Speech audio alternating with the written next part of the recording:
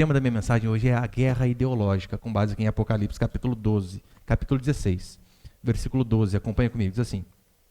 Lembra que nós estamos na seção das taças? Então, no verso 12, diz assim a palavra do Senhor. O sexto anjo derramou a sua taça sobre o grande rio Eufrates e a água do rio secou, para que se preparasse o caminho dos reis que vêm do Oriente. Vi saírem da boca do dragão, da boca da besta e da boca do falso profeta 3 espíritos impuros, semelhantes a rãs. Esses espíritos são de demônios que operam sinais. Eles vão ao encontro dos reis de todo o mundo, a fim de reuni-los para a batalha do grande dia do Deus Todo-Poderoso. Eu venho como ladrão. Bem-aventurado aquele que está alerta e tem consigo as suas vestes para que não ande nu e não se veja a sua nudez.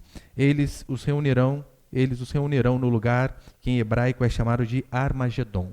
Até aí tá bom, eu já vou explicar e dar o contexto que eu quero explicar aqui para os irmãos. Do versículo 12 ao versículo 16, mais uma vez está falando a respeito de uma guerra e de um embate entre as forças divinas, celestiais e as forças do mal. Esta guerra que vem desde o começo de Apocalipse, você que tem acompanhado as pregações aqui com o decorrer das semanas e dos meses, desde lá das 7 igrejas do Apocalipse, você deve se lembrar que a interpretação histórica é que essas coisas que estão aqui em Apocalipse não são apenas as coisas que acontecerão no fim, no último, nos 45 minutos finais do segundo tempo, mas são coisas que remetem a este período, sim, mas que também remetem a toda a história da igreja, ou seja, são coisas que aconteceram, que estão acontecendo e coisas que também acontecerão no futuro. E é isso que nós vimos quando eu preguei sobre as 7 igrejas. Todas elas passaram por coisas terríveis e que muitos cristãos ainda passam nos dias de hoje. Eu e você, a igreja de Deus, nós vivemos em constante guerra. É por isso que a Escritura diz, né, que a nossa arma ela não é carnal, mas sim espiritual. Por quê? Porque nós vivemos em constante guerra contra o império das trevas.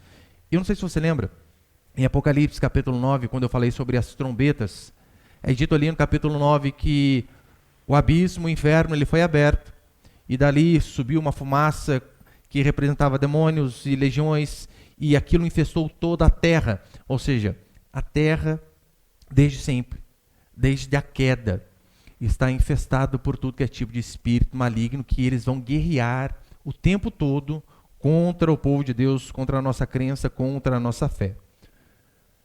O grande problema de muitos cristãos, sabe, eles conseguem ver o demônio em uma pessoa no meio do culto, com a mão retorcida para trás, berrando e falando grosso. E eles conseguem ver, eis o demônio. Mas quantos às vezes conseguem ver o demônio por trás de Judas com um beijo? Por trás de Pedro, com palavras doces dizendo, mestre, não morra. Lembra esse episódio onde Jesus vem e diz, né? Versículos antes ele diz, olha Pedro, não foi carne e sangue que te revelou. Para logo depois, ele dizer que morreria na cruz e Pedro dizer, não mestre, não faça isso. E então o Senhor repreende, arreda de mim, Satanás, porque és pedra de tropeço. Quantos conseguem perceber? Satanás agindo por trás de palavras tão bonitas e tão dóceis. Você vai ver que o diabo ele se reinventa constantemente. Se tem um ser que é revolucionário, esse ser chama-se capiroto. Satanás e diabo. Se ele não consegue nos vencer com base na força física, com base na morte, com base na espada, o que ele faz? Ele não desiste de destruir o povo de Deus. O que ele faz? Ele muda a sua estratégia. Olha, já que na força eu não consegui, então eu vou agir de uma forma mais sorrateira. Por que eu digo isso? Nós vivemos uma guerra ideológica constantemente. Você vai ver que o tempo todo, e eu e você, diante desta guerra, que não é guerreada com armas naturais, nós devemos também aprendermos não só a nos defender, mas também atacar, combater.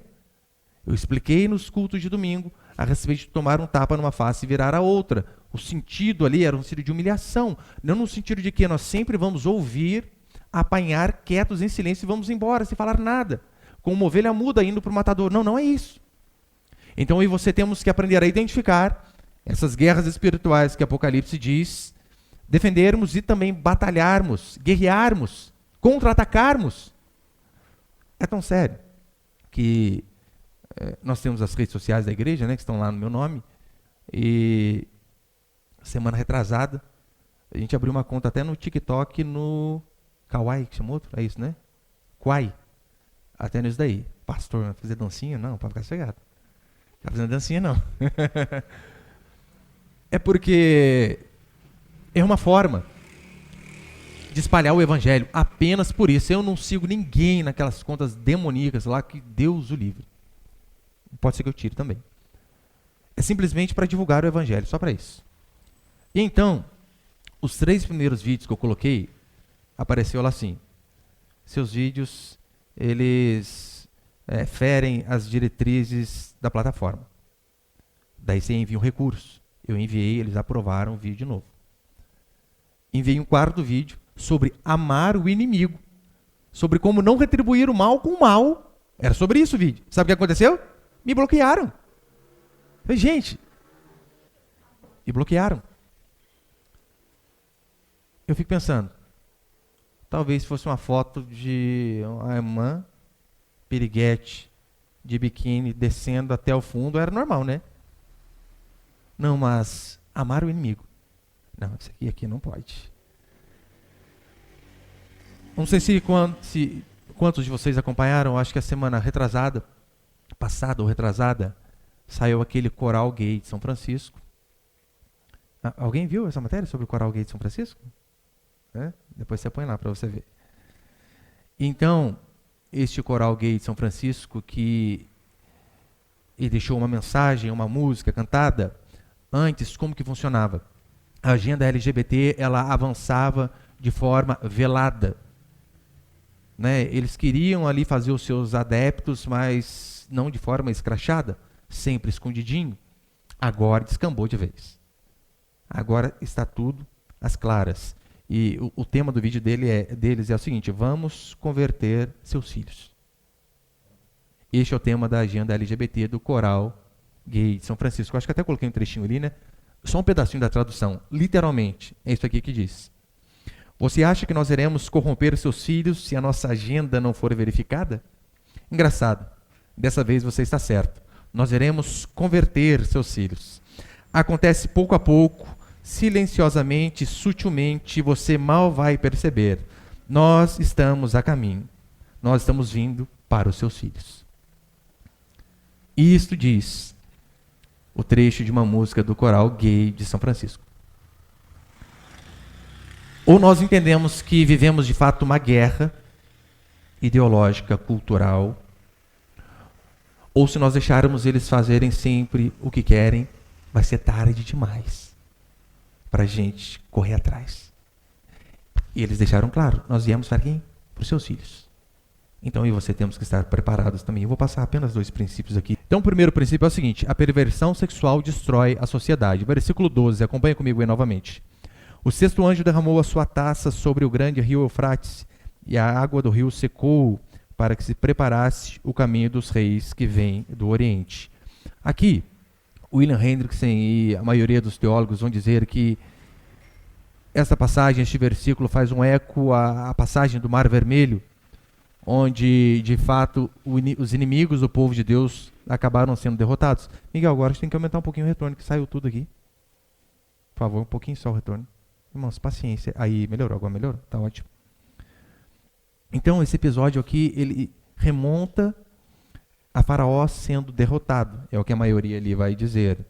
E João, ele ainda dá uma pista a mais. No versículo 13 e 14, ele vai dizer assim: vi saírem da boca do dragão, da boca da besta, da boca do falso profeta, 3 espíritos impuros semelhantes a rãs. Esses espíritos são de demônios e operam sinais. Eles vão ao encontro dos reis de todo o mundo. Presta atenção. Vão ao encontro dos reis de todo o mundo, a fim de reuni-los para a batalha do grande dia do Deus poderoso.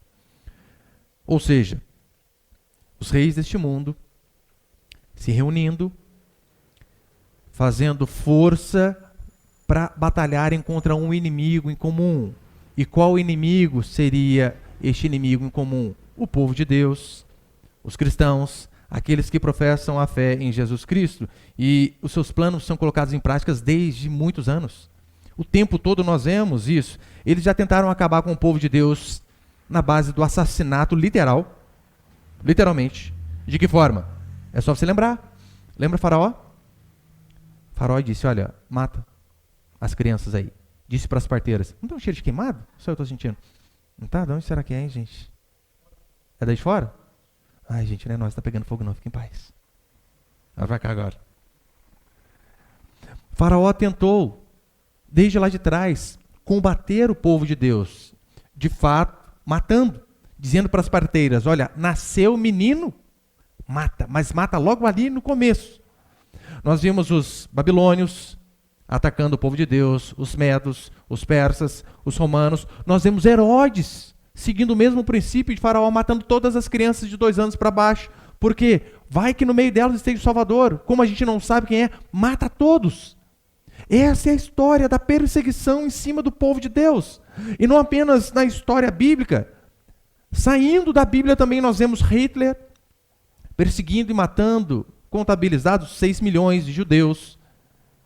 Nós vemos vários povos, como os muçulmanos, perseguindo judeus e cristãos até hoje. E se eles não conseguem a morte física, eles não se dão por vencido. Eles fazem o quê? Olha, vamos arrumar uma outra maneira. E como eles não se dão por vencidos, o que eles fazem? Olha, se não conseguimos matar, vamos para uma outra estratégia. E sabe o que eles fazem? Eles tentam minar e destruir a fé cristã por meio da destruição cultural. É o famoso marxismo cultural. Como ele não conseguiu destruir o povo com base na força, vamos lá na cultura. Vamos lá onde eles aprendem. E a principal forma de se destruir uma sociedade é através da abolição da família. O núcleo que mantém uma sociedade, sem sombra de dúvida, é a família. E você vai ver que essas ideologias comunistas, marxistas, esquerdistas, feministas, todas elas, essas ideologias que elas vêm defender a minoria, elas não vêm defender a minoria, elas vêm dividir, porque dividindo é mais fácil de você combater. E então vem o feminismo e coloca uma divisão bem ali no lar, colocando o homem contra a mulher. Vem o feminismo e coloca a mãe contra o filho. De que forma? Olha, nós somos a favor do aborto. Que é uma divisão mais drástica do que essa, dando autoridade para a mãe matar a criança em defesa? E se a criança vier a nascer, nós temos uma outra alternativa. Qual é? Coloque-as na creche o mais cedo possível, para que dessa forma nós venhamos a educar os seus filhos. Este era o sonho de Rousseau. Que o Estado ensinasse as crianças. Eu já ensinei aquele livro, A Revolução dos Bichos, aqui na igreja. Você que veio, você deve se lembrar. Senão, só uma rápida recapitulação. Tem uma parte muito interessante. Ali, George Orwell escreve com base, né, no socialismo da União Soviética, Stalin, Trotsky, Lenin. E tem uma parte onde haviam 2 porcos, Napoleão e Bola de Neve. E eles estavam fazendo a revolução, só que de repente Napoleão dá um golpe de Estado no seu próprio amigo porco. E ele quer tomar a fazenda. Há uma parte onde uma cachorra ela tem filhotes, uma ninhada de filhotes. E então Napoleão, desde cedo, pega esses filhotes e os guarda, esconde. Diz assim para a cachorra, não, deixa, eu vou cuidar dos seus filhos para você. Fica tranquila. Passa-se o tempo. Ele dá o golpe de Estado ali no amigo dele. E então, quando as coisas começam, os ânimos começam a ferver, de repente, do nada, aparecem cachorros raivosos, latindo, defendendo ele a todo custo. A todo custo. Então, até os outros animais ficam espantados. De onde vieram? Quem são esses? Quem eram esses? Aqueles filhotes tirados da mãe e colocados aos cuidados do senhor Napoleão. Aqueles filhotes ali não sabiam quem era pai, quem era mãe mais. Não sabiam o que era altruísmo. A única coisa que eles sabiam era, sim, senhor comandante, estamos aqui para defendê-lo. É exatamente esta guerra que Satanás trava com a igreja. Eu lembro que há uns bons anos atrás, eu acho que com 4 anos era obrigado a colocar o filho na escola. Depois me disseram que abaixou para 2. 2. Vai chegar uma época onde você sai ali do hospital e já deixa o filho na creche. E você reparou que quando o Estado ou quando essas ideologias mundanas não conseguem derrotar dessa forma, eles dizem assim, olha mãe, tudo bem, né? Você não quer que nós eduquemos seus filhos, mas você precisa trabalhar. Porque se a mãe ela sai do lar e vai trabalhar, ora, alguém vai precisar cuidar do filho. Quem vai educar essa criança? Ora, papai Estado. E nós não percebemos, porque às vezes cristãos tementes a Deus, e eu falo para você que eu já vi pastores, homens de Deus mesmo, que criaram os seus filhos da forma correta, mas de repente na adolescência viu esses meninos, essas meninas se desviarem, e então eles estavam lá se perguntando, por quê? O que aconteceu? Onde foi que eu errei? Sabe onde foi o erro na maioria dos casos? É que eles eram cristãos, tementes a Deus, mas eles levavam os filhos às 7 horas da manhã para a Babilônia, deixavam lá e pegavam apenas às 5 horas da tarde. Babilônia chamada escola, claro. E aí depois não sabe por que os filhos não conseguem seguir o caminho dos pais. A fé cristã é o que salva esse mundo de uma degradação total. É por isso que a Escritura vai dizer que nós somos sal da terra.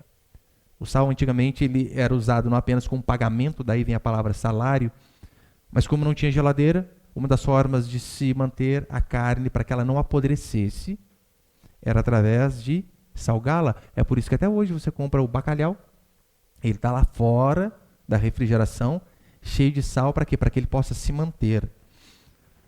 Os mais antigos, ou talvez você que estudou um pouquinho de história, você deve se lembrar, ali na década de 60, movimento hippie, Woodstock, aqueles movimentos foram apenas um tentáculo de Satanás na sociedade, para, de forma sorrateira e contaminando justamente a fé cristã, minando, fazendo com que nós viéssemos a enfraquecer a cada dia mais. Lembra qual era o tema daqueles hippies lá, dos roqueiros? Faça amor, não faça guerra. Sexo, drogas e rock and roll. Liberdade, sexo sem compromisso. Sabe o que é interessante? Essas palavras ditas há 60 anos. Há 60 anos. Elas ainda ecoam hoje. De que forma? Na nossa sociedade. Repare, você não precisa nem ser muito velho, irmão, nem ser muito velho. Eu tenho 36. Eu lembro que quando eu tinha os meus 15, olha, estou voltando apenas 20 anos. Não estou indo lá para a época dos meus avós, dos meus pais não, 20 anos. Há 20 anos. Eu lembro que eu estou lá terminando o ensino médio, primeiro, segundo, terceiro colegial lá. E eu lembro quando se sabia que uma menina ainda era virgem. Todo mundo olhava para ela e dizia, eis aí uma boa menina. Há 20 anos apenas. Hoje em dia, vá a uma escola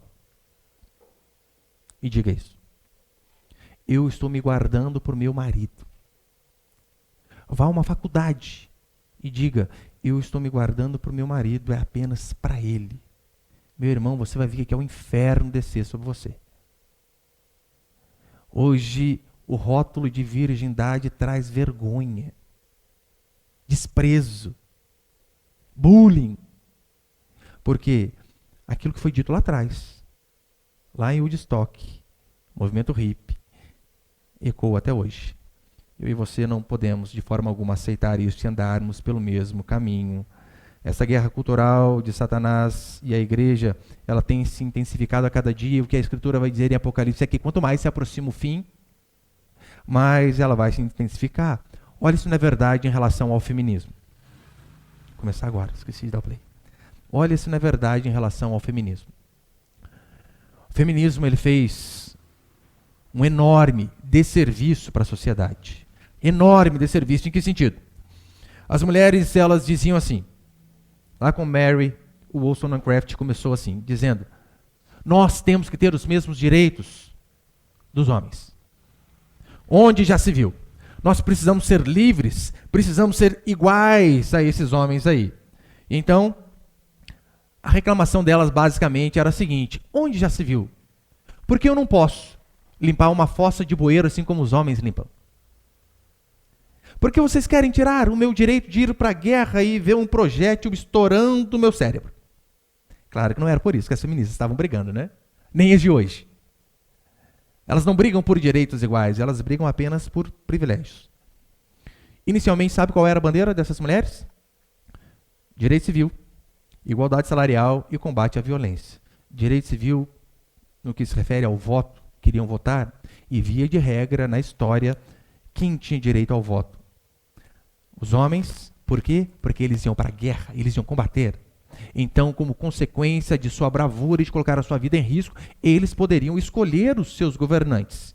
Então, quando as mulheres elas dizem, nós queremos ter direito ao voto, sem ir para a guerra, não estão querendo direitos iguais. Estão querendo apenas privilégios. Igualdade salarial, meu irmão, quem que é contra isso? É por isso que eu amo, por exemplo, as Forças Armadas. No meu esquadrão havia homens e mulheres, pretos e brancos, paulistas, nordestinos, não importa. É o mesmo concurso, é a mesma profissão, é o mesmo salário. Somos a favor de salários iguais, desde que se desempenhe a mesma função. E combate à violência doméstica não precisa nem falar, né? Quem é a favor de violência doméstica? Ninguém, nenhum ímpio em sã consciência é a favor da violência doméstica. Mas no fundo, o grande papel dessas feministas aqui, esses 3 itens que eu acabei de citar, os direitos civis, igualdade salarial, isso era negociável. O grande objetivo era que uma revolução sexual fosse imposta. Para quê? Porque com a revolução sexual nós conseguimos minar a base da sociedade. A qual? A família.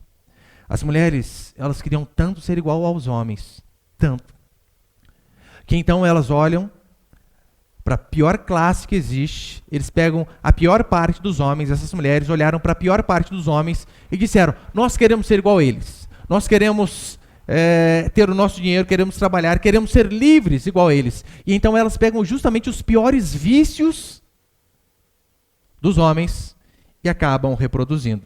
De que forma? Lembra de Dom Juan, a história de Dom Juan? Dom Juan, ele não tinha compromisso com ninguém, era uma mulher por noite, prazer, o famoso carpe diem, vida louca, Hakuna Matata, o que importa é o momento. Assim era Dom Juan. Então as mulheres, elas vêm e assumem o compromisso de serem o Dom Juan de saia. Não queriam ter compromisso com ninguém. Sexo livre para todo mundo. Elas não perceberam que fazendo isso, elas acabaram dando de lambuja aquilo que os homens mais cafajestes sempre quiseram. Prazer sem compromisso. Porque, convenhamos, olha na sociedade como funciona. Por que que nós aprendemos assim com os nossos avós, com os nossos pais, e eu pelo menos ensino os meus filhos e os irmãos dessa forma? O homem, ele precisa trabalhar, dar duro, ter condição de sustentar uma esposa para depois pensar em se relacionar, para depois, então, ter aquilo que a gente quer. Mas olha o sacrifício que vai. Gente, eu tenho que trabalhar de montão. Meu dinheiro vai ficar quase tudo para casa. Vai ficar. Só que então as mulheres, elas vêm. Por que você acha que antigamente muitos homens saíam com prostitutas igual saem hoje? Por quê? Era um prazer sem assumir um compromisso. E então o feminismo veio e não ajudou as mulheres, só piorou. Aquilo que as prostitutas cobravam, elas fazem de graça. Só veio desvalorizar a cada dia mais as mulheres. Então elas se tornaram Dom Juan de saia. A consequência, sabe qual é? Satanás tem a cada dia mais avançado com a sua tropa em relação a essa ideologia macabra, destruindo a cada dia mais as famílias, e a podridão sexual, ela sempre destrói uma sociedade, sempre. Quer ver uma sociedade se perder, é você começar a colocar sexo aos 4 ventos. Sem compromisso, sem nada. É isso que eles fazem. É tão certo que, eu acho que eu coloquei, põe para frente ali, Miguel, por favor. Tem um estudo de um antropólogo inglês chamado Joseph Daniel Unwin. E nesse estudo, olha a conclusão que ele vai chegar. Analisou 80 sociedades não civilizadas. e grandes civilizações antigas, babilônios, sumérios, romanos, gregos, anglo-saxões, etc., com o intuito de compreender a relação entre normas sexuais de cada sociedade e o grau de civilização. O resultado é resumido na seguinte fórmula. Depois dele analisar tudo isso, olha o resultado. Quanto mais, eu coloquei errado ali, quanto mais fortes forem as restrições sexuais, tanto mais elevado será o nível de civilização, e quanto menos as restrições sexuais, mais baixo o nível de civilização. Quanto mais restrição na parte sexual, mais uma sociedade mas ela avança, mas ela é frutífera, mas ela é moralmente correta. Quanto menos restrições, menos civilização. É assim que acontece. Por quê? Porque a imoralidade sexual ela é o passo que antecede a destruição total de qualquer sociedade. Porque, convenhamos, se não há compromisso, porque o que eles pregam é isso, né? É o prazer sem compromisso. Se não há compromisso, não há família. Se não há família, não há amor, porque nós amamos primeiramente a nossa família. Esposa, marido. Se não há família, não há amor. Se não há amor, não há Deus. Por quê? Porque Deus é amor. Então eles vão lá na célula base de uma sociedade e tentam destruí-las. Porque esta é a forma de se matar Deus, literalmente. Destruindo famílias. E com as mães a cada dia mais no mercado de trabalho, os filhos, eles ficam livres por Estado fazer o que eles querem fazer, educar da melhor maneira possível. Mas lembrando, né, no caso de Faraó, como eu citei aqui no começo, Faraó foi derrotado. E da mesma forma nós não perderemos essa batalha. E segundo, para encerrar, esse aqui é bem curtinho, põe por favor ali, Miguel. Segundo princípio, o discurso ideológico esquerdista é sedutor. Como assim? No verso 13, vai dizer: vi saírem da boca do dragão, da besta, da boca do falso profeta, 3 espíritos impuros, semelhantes a rãs. Vi sair da boca. Aqui João está dizendo, dos 3, né? E, mais uma vez citando William Hendrickson, ele vai dizer que vi sair da boca tem a ver com discursos, né? O que eu vi foi da boca desses demônios saírem discursos, mentiras, enganos que seduziam a população. Como assim? Além de massacrar, né? Massacrar não, além de mascarar a verdade, eles ainda faziam alguns feitos, como diz aqui a Escritura. Eles faziam alguns milagres, no versículo 14, e esses espíritos são de demônios que operam sinais.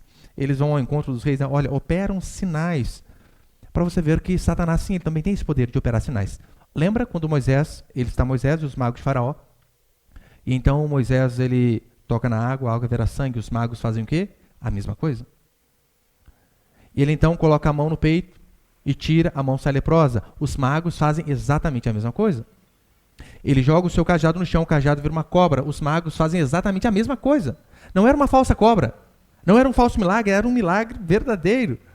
Então, como já disseram, né, alguns atribuem essa frase a Abraham Lincoln, mas parece que não é dele. Eles dizem assim: você pode enganar algumas pessoas o tempo todo, ou todas as pessoas durante algum tempo, mas você não pode enganar todas as pessoas o tempo todo. Satanás, ele não vai conseguir enganar todas as pessoas o tempo todo. Por que eu digo que os discursos deles são palatáveis? Ou melhor, são sedutores. Repare, irmãos. Olha como é o discurso socialista. Meus filhos, eles nem sabiam disso, eu comecei a explicar para eles. Primeiro, eles começam pregando a favor da igualdade. E para falar de igualdade, para começar a falar de igualdade, eles já começam assim: vê se é justo. O seu patrão, lá na empresa, na fábrica, que talvez ganha lá os seus 40 mil por mês. E você, que dá duro o dia inteiro para ganhar no máximo 2 salários. Cadê justiça nisso? Nós estamos aqui pregando igualdade para que o salário dele se junte ao salário seu e se repartam no meio e os dois recebam a mesma coisa. Você é peão, você ouve esse discurso, o que você diz? Ah, rapaz, é isso mesmo. Quanta injustiça! Ele está certo. Como já disseram alguma vez, né? Se você até os 30 anos, você nunca foi socialista, você não tem coração. Porque o discurso, meu irmão, é muito bom. Se depois dos 30 você continua socialista, você não tem cérebro. Você não pensa. É necessário que eu e você venhamos a começar a pensar. O amor ao socialismo, ele acaba quando é o seu dinheiro que começa a ser socializado. Quando é o seu dinheiro que começa a ser repartido com alguém que não trabalha. Aí então você vai ver como você não é a favor dessa tal divisão. Eu sei que quando eu falo a respeito disso, muitas pessoas já citaram para mim Atos. Pastor, mas calma aí, em Atos dos Apóstolos, vai dizer que as pessoas elas traziam suas propriedades aos pés dos apóstolos. E então eles distribuíam ali para as pessoas de forma que não havia falta para ninguém. Todos possuíam tudo em comum. Então eles usam isso com base para dizer que Jesus era socialista. Está vendo ali? Os apóstolos eram socialistas. Está escrito. Ah não, meu irmão, tem uma grande diferença. Mas tem que ser muito cafajeste para você interpretar dessa forma. Primeiro, Jesus ele nos manda repartir. Verdade. Ele nos dá essa ordem. Reparta com quem não tem. Aqui em Atos, nós vemos que as pessoas, elas traziam, a diferença é, traziam voluntariamente. Não obrigatoriamente, como nós fazemos. Pastor, mas eu não levo dinheiro por Estado. Claro que leva, imposto. O próprio nome já é macabro, né? Imposto, eles impõem sobre a gente. Na média de 40% a 44% daquilo que a gente compra no produto é imposto. Comprou lá? Comprei uma televisão, por exemplo, R$1.000. Nem tem, né? Televisão de 1.000 hoje. Comprei uma TV de 1.000. O preço dela, via de regra, era uns R$600. Os outros 400, imposto. Então, a Escritura deixa claro, quem tem mais deve ajudar mais. Mas aquele que tem menos, não, ele não deve ficar esperando apenas para receber.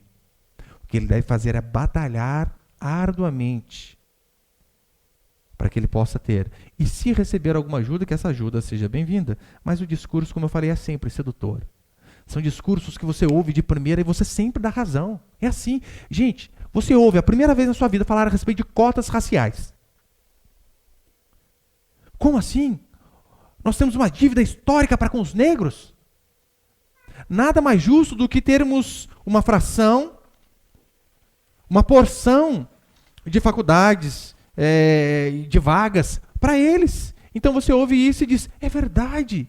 Os negros foram escravos durante 400 anos, é isso que eles cobram de nós.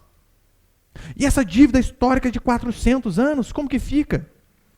Você já estudou a respeito do Império Mouro? Mouro, ali no latim é Mauris, que significa literalmente negro. Fala a respeito de um império muçulmano, que ele conquistou toda ali a Península Ibérica, que hoje seria a Espanha e Portugal, brancos. Negros conquistaram brancos. E o califado escravizou estes povos por aproximadamente 700 anos. Negros escravizando brancos por 700 anos. Então, quando alguém vier falar para você da dívida histórica, você diz assim, vocês negros nos escravizaram por 700 anos. Vocês estão cobrando a dívida histórica de 400, Então vocês ainda nos devem 300.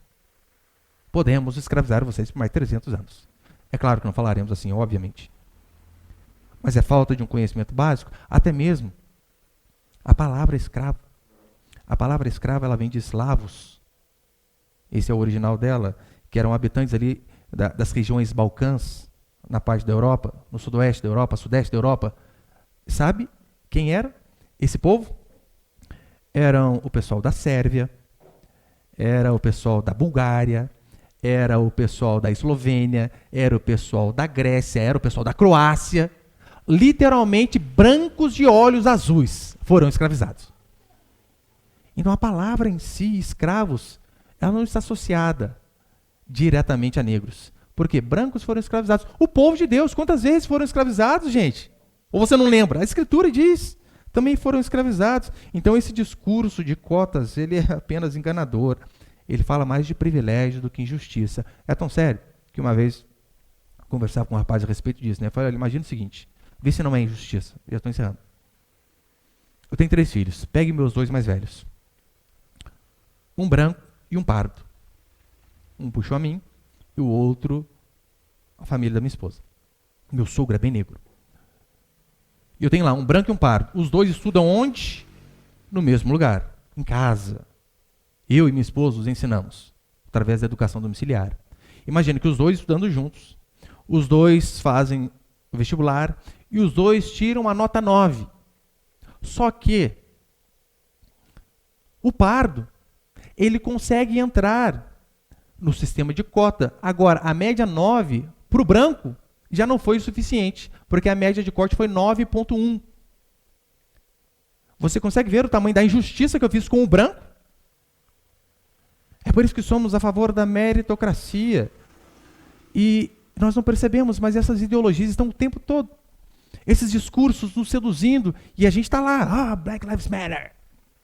Vidas negras importam. Meu irmão, se você coloca algum substantivo entre vidas e importam, você não está a favor de vidas, você está a favor de uma ideologia.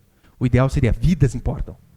Não interessa se é negro, se é branco, amarelo, nordestino, cearense, todos importam. E para encerrar, você deve se lembrar que recentemente teve aquela polêmica lá do Burger King. Para você ver os discursos, né? Não muda. Burger King veio com aquele pseudo discurso de inclusão, aquele falso discurso de inclusão, que recentemente agora também o McDonald's entrou na mesma, né? Não vai perder. Tem que dar uma lacradinha lá. McDonald's não aqui, né? O do Brasil, da Alemanha, se não me engano. Então eles vieram com esse falso discurso de inclusão. Inclusão do quê? De cartilha, LGBT. Essa é a inclusão deles. Repare, essas empresas, elas não estão a favor de inclusão, coisa alguma. Elas estão a favor de uma ideologia, como diz esse princípio. De forma sedutora, mas eles estão a favor apenas de uma ideologia. Se eles fossem de fato a favor de uma inclusão, eles se preocupariam em colocar funcionários treinados na linguagem de sinais. Você vê isso? Burger King? McDonald's? Não, não vê. Eles colocariam um cardápio ali, aquele papelzinho que vem debaixo do lanche, não com uma cartilha LGBT, com linguagem neutra, ile, dile, por aí vai. Se eles quisessem de fato incluir aqueles que estão fora, por que não se preocupam em colocar um folheto em braille? Para incluir aqueles que de fato têm problema na visão? Mas não. Por que eles não colocam funcionários especializados para dar atenção a crianças com autismo ou hiperativismo? Para ajudar os pais a comerem um lanche tranquilo ali? Percebeu que eles não estão nem aí para essas pautas? No Brasil, se você ouve a falar de inclusão, está associada a apenas uma coisa: gays. Queremos que vocês engulam goela abaixo a nossa ideologia. Eles não são inclusivos coisa nenhuma. E são esses que eu li no começo. Esses que estão vindo para os nossos filhos. Esses que bombardeiam os nossos filhos o tempo todo, dizendo que é normal o menino beijar outro menino, a menina beijar outra menina. Agora, se eles estão vindo para os nossos filhos, eu e você não podemos aceitar como cordeiros mudos. Não basta apenas nos defender. O que a Escritura diz é que nós temos que nos defender e também aprender a atacar. Só que quando nós atacamos, o que nós ouvimos? Homofóbico. Hoje mesmo, mais uma vez, uma moça fez questão de mostrar: pastor, a homofobia é crime. Ele fica sossegado, criatura, eu não quero matar você, não. Quero que você morra por seu pecado. Que você se arrependa. Mas então essas ameaças vêm constantemente. E para encerrar, no versículo 16 vai dizer assim: eles os reuniram no lugar que em hebraico se chama Armagedon. Armagedon, essa palavra, a única vez que ela aparece na Escritura é aqui, em Apocalipse, nesse verso. Não aparece em nenhuma outra passagem, nem no Antigo Testamento. Então, não se tem uma explicação exata do que pode significar esse lugar, porque só aparece aqui. Né? O que nós podemos fazer é apenas suposições do que talvez fosse este lugar. Como, por exemplo, se fizermos a transliteração para o hebraico dessas palavras aqui, vamos chegar a monte ou cidade do Megido. E então no Antigo Testamento nós vemos ter uma referência a isso. Por exemplo, na época da profetisa Débora, haviam inúmeras batalhas neste lugar. Com base em Apocalipse, que está falando de uma guerra, nós podemos também então interpretar que o Armagedon é o símbolo pelo qual Deus livra o seu povo na batalha. Mas uma batalha não sem luta. É por isso que eu e você, nós temos que sim nos preparar dia a dia para essas lutas, principalmente ideológicas, que constantemente aparecem à nossa frente. Quantas crianças eu já vi que elas consomem TikTok quase que o dia inteiro. Daí depois você não sabe porque está falando Lula livre. Porque acha normal o menininho com o menininho, a menininha com a menininha. Que Deus possa dar a mim e a você, de fato, meu irmão, sabedoria diante desses assuntos, mas que eu e você também não sejamos frouxos. Não tenhamos medo de falar aquilo que nós acreditamos. O objetivo nosso, claro, né, não é humilhar ninguém de forma alguma. O objetivo nosso é falarmos a verdade para que esses que estão no caminho errado, que talvez ouviram durante anos, que eles venham a se arrepender e a ter um encontro com Jesus, assim como nós tivemos. Tanto é que depois aqui da sexta taça, a próxima é o juízo. Ou seja, justamente depois dessa guerra ideológica, desse fim, o que vai caber é o juízo de Deus sobre aqueles que não se arrependeram de seus pecados. Amém, meus irmãos?